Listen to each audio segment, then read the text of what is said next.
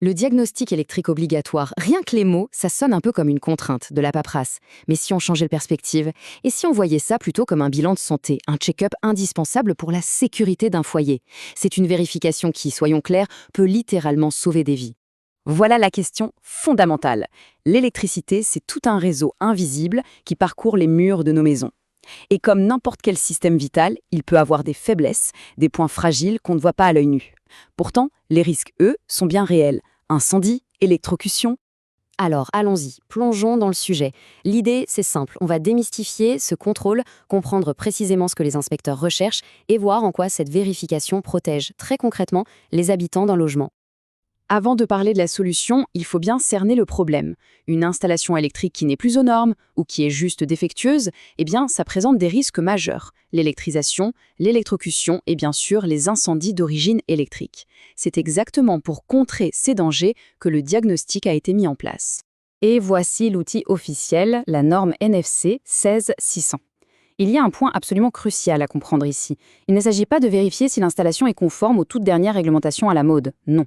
Son seul et unique objectif, c'est d'évaluer les risques pour la sécurité des personnes. C'est une nuance vraiment importante. On peut donc vraiment le voir comme un bilan de santé. Un spécialiste vient en quelque sorte ausculter le système nerveux de la maison pour s'assurer que tout fonctionne sans présenter de danger. Pour faire simple et ne pas se perdre dans des dizaines de points techniques, le diagnostic s'articule autour de 6 grands thèmes. On va les appeler les 6 piliers fondamentaux de la sécurité électrique. C'est la structure qu'on va suivre. Allez, on entre dans le vif du sujet. Voyons voir comment tout ça se décompose. On va commencer par le composant le plus important, celui qui est critique en cas d'urgence. Le premier pilier, donc, c'est la coupure d'urgence. Son nom technique, c'est l'appareil général de commande et de protection, ou AGCP. En clair, c'est le grand interrupteur principal. L'idée, c'est que s'il y a un problème, n'importe qui doit pouvoir couper tout le courant immédiatement. La norme est donc très stricte, il doit être à l'intérieur, facile à atteindre et surtout pas caché derrière une porte fermée à clé. Logique. Le deuxième pilier, lui, combine 2 éléments qui sont vitaux. D'un côté, on a ce qu'on peut appeler un véritable sauveur de vie, le dispositif différentiel à courant résiduel, ou DDR. Lui, s'il détecte la moindre petite fuite de courant, il coupe tout en une fraction de seconde et ça évite l'électrocution. Et de l'autre côté, on a la mise à la terre. Son job, c'est de guider cette fuite de courant directement vers le sol, loin des personnes.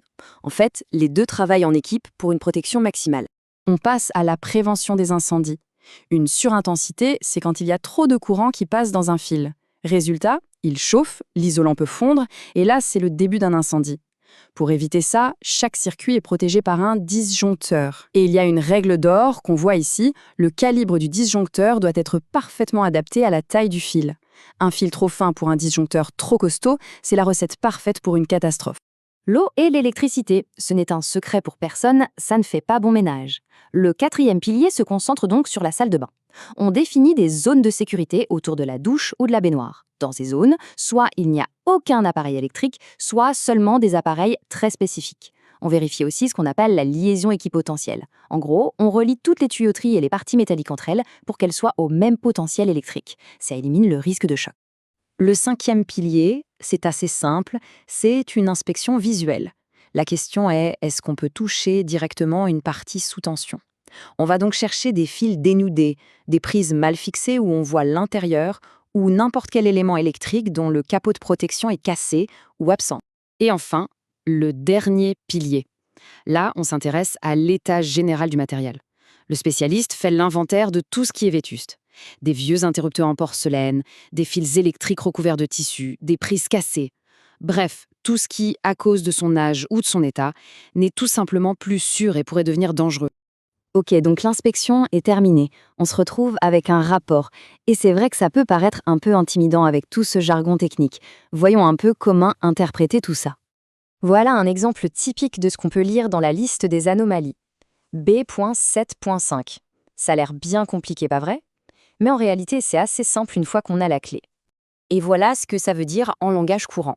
Le code B7 fait référence au pilier numéro 5 qu'on vient de voir, la protection contre les contacts directs. Donc cette anomalie signale tout simplement qu'il y a un risque de se prendre un coup de jus parce que des fils ou des composants sont à nu. Et chaque anomalie du rapport peut être traduite de cette façon. Si le rapport signale des anomalies, surtout, pas de panique. C'est normal, c'est son but. Voilà la marche à suivre. D'abord, on prend le temps d'examiner la liste pour bien comprendre les risques. Ensuite, étape essentielle, on contacte un électricien qualifié. Pour lui, ce rapport, c'est une feuille de route. Il saura exactement où et comment intervenir. Et enfin, on peut prioriser les réparations pour remettre l'installation en sécurité. Bon, on arrive à la conclusion. Qu'est-ce qu'il faut retenir de tout ça? Quel est le message principal? Le point le plus important à retenir, c'est celui-ci. Ce diagnostic, ce n'est pas un examen avec une bonne ou une mauvaise note. Ce n'est pas un test qu'on réussit ou qu'on rate. C'est avant tout un outil d'information. Il est là pour donner les moyens de prendre les bonnes décisions pour la sécurité de son logement. C'est une carte pour naviguer avec l'électricité en toute tranquillité d'esprit. Et pour finir, une dernière petite réflexion.